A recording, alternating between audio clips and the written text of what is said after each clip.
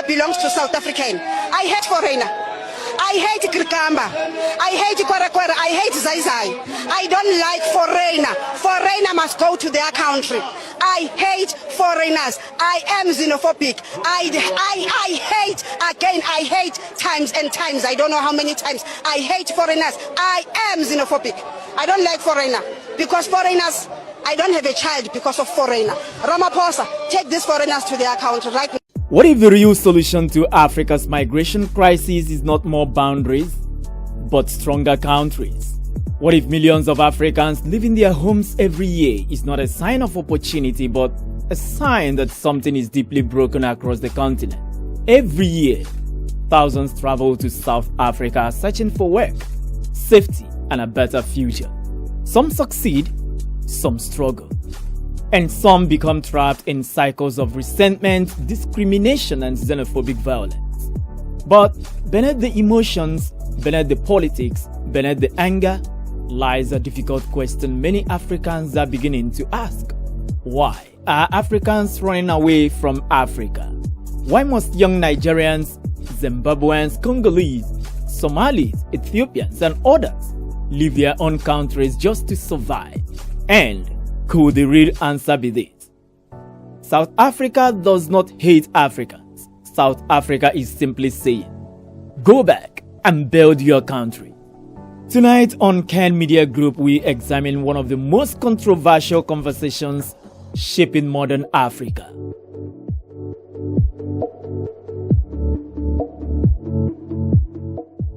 After the fall of apartheid, South Africa emerged as one of Africa's strongest economies. Modern infrastructure, advanced banking, industrial capacity, large corporations.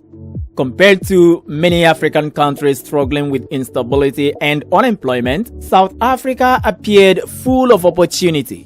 Naturally, migrants arrived from across the continent, from Nigeria, from Zimbabwe, from Somalia, from Ethiopia, from the Democratic Republic of the Congo. Many came not because they hated their homes, but because home there was.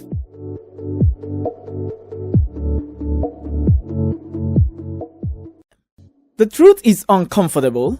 Many African countries are rich in resources, yet poor in leadership, infrastructure, and industrialization, including opportunity. Young people graduate without jobs. Electricity remains unreliable. Corruption weakens institutions. Politicians make promises while citizens lose hope. As a result, migration becomes survival. People do not abandon home because they enjoy suffering abroad, no. They leave because they believe they have no future where they are. And this is where the deeper tragedy begins. Africa loses its brightest minds. The doctors leave.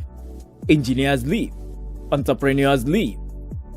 The very people needed to transform their nations often end up building foreign economies instead.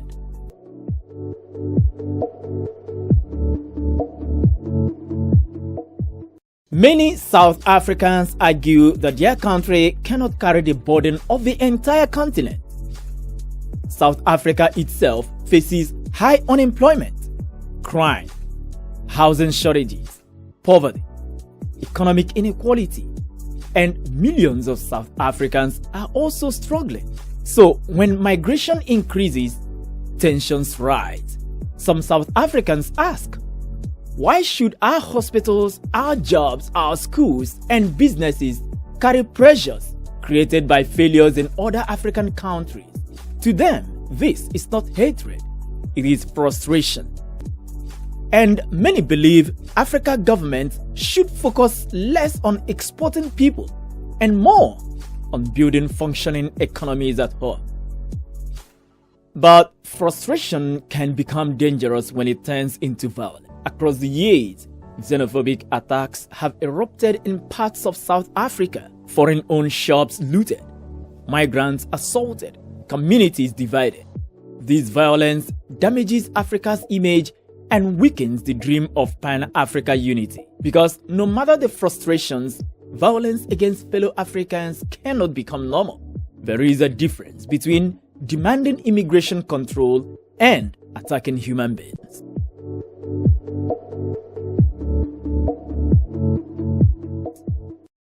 Perhaps the biggest lesson from this crisis is this: Africa cannot keep depending on a few countries while the rest collapse economically. Real African liberation is not merely political independence. It is economic transformation. And it means building industries, creating jobs, supporting entrepreneurs, fixing electricity, investing in education, fighting corruption, and of course developing infrastructure. Because when countries work, people stop running away. Imagine a continent where Nigerians thrive in Nigeria, where Zimbabweans thrive in Zimbabwe, where Congolese thrive in Congo, and migration becomes a choice and not desperation. This is the Africa many dreamed of.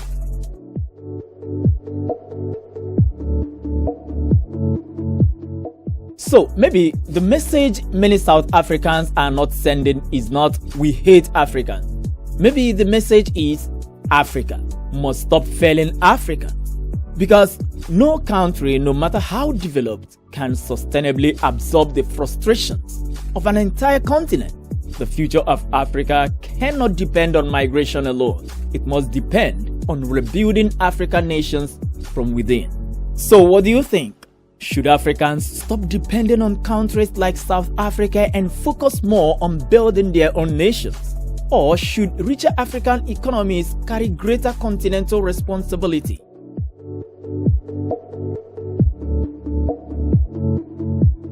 Should Africans stop depending on countries like South Africa and focus more on building their own nations? Or should richer African economies carry greater continental responsibility? Share your thoughts in the comments. Like, subscribe, and turn on notifications for Kann Media Group. Because the future of Africa will not be built by escape. It will be built by transformation. And watch out for our next explosive documentary, Did Colonial Borders Destroy Africa's Unity? You do not want to miss it.